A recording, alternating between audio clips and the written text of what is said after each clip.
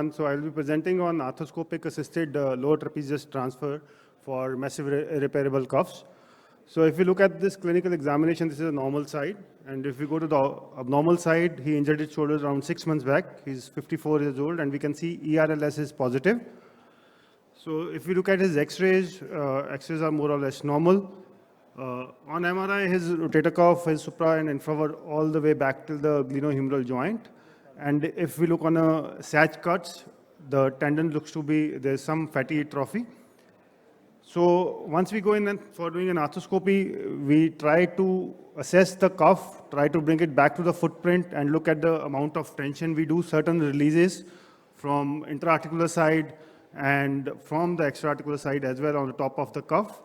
So again, check for the reassessment for the cuff coming back onto the footprint, but it looks to be too tight and under tension. So then I go ahead and do a biceps rerouting.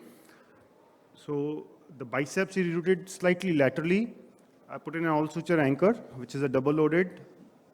And then with a lasso loop technique, pass with a bird beak on an arthro pairs, make a loop on the medial and the lateral side of the biceps with both the sutures. And in this loop, the same suture which has been passed through the bicep has to be pulled out.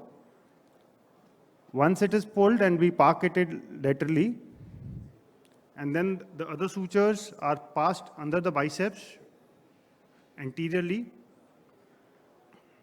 And with same arthro pairs, we make a loop anterior to the biceps, and subsequently these are knotted in around 30 degree of flexion and 30 degree of abduction. You can cut the bicep distally or you can leave it like this. So then we look at the biceps tendon, and then is a major lower trapezius transfer. This is a subdeltoid space, posterior deltoid fascia over the cuff.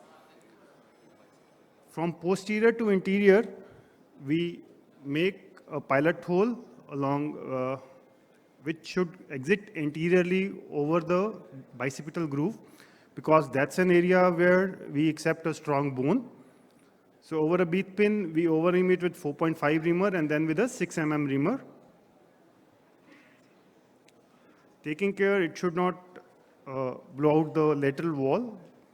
Then a shuttling suture is passed and pull out laterally. Lower tendon trapezius is harvested, and along with the semi-T graft, we do a suturing over it, and then a shuttling suture from posterior to interior. Posterior to lateral is passed, and then an adjustable loop button is pulled with the loop of graft in it, pulled anteriorly, and it flips over the anterior cortex of the bicipital groove. So when it sits over the cortex, then we shorten the loop, pull in the graft inside. So this semi-T graft goes into the socket which we have made from posterior to anterior. So when we pull around 20-25 mm of graft inside the socket, after shortening the loop, we just do the knots over it so that adjustable loop becomes a closed loop button.